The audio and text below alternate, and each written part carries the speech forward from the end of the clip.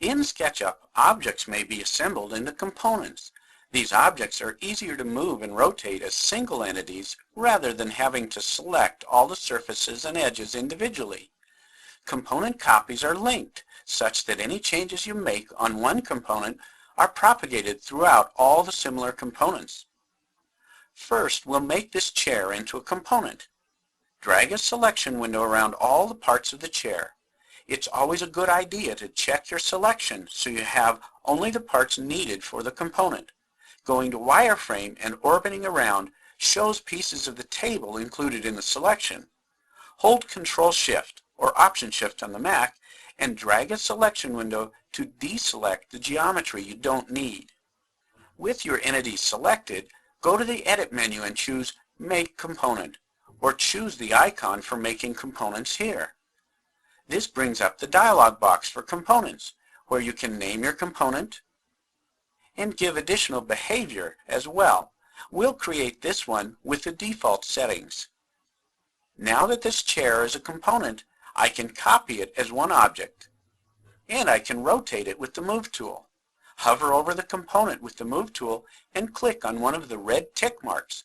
These are rotation grips for quick spinning of components. I'll turn this chair to face the table.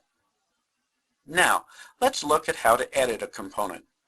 Right-click or context-click on a Mac to see the context menu. Choose Edit Component, or with the selection arrow, simply double-click on the component to edit it. Let's make the chair back higher by using Push-Pull. See how the other components change as well? When you're done editing, right or context click outside of the component and choose Close Component.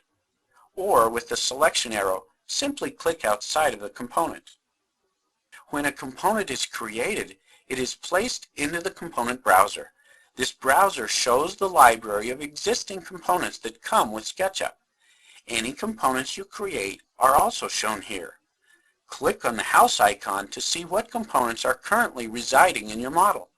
We'll make a component out of the table. And you can see it now appears in the browser. Let's copy the chair around a few more times. But see that there remains only one chair shown in the browser. Because SketchUp treats all the copies as instances, this helps keep your file size down. Instead of remembering how to draw 6 chairs, the program only has to remember how to draw 1. What if we need to separate these chairs out and edit just 1 or 2 of them apart from the rest? Simply select the chairs you want to break away, right or context click on them, and choose Make Unique. Now a new component has been added to the library. When we edit one of these, they are now a different component definition. To save a component outside your SketchUp model, right or context click on the component, either in the scene or in the component browser, and choose Save As. You can then bring it into any future SketchUp model. In this way, you can create your own extensive library of components you often use, or share them easily with coworkers in a standards library. You can also swap out components for other components. To swap all of one component definition for another, right or context click on the component and choose Reload. Find the component you want to use and click Open. Or you can pick several different components to swap.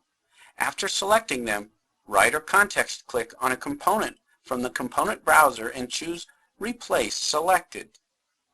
Be sure to watch the other tutorials on components to learn more about this powerful feature in SketchUp.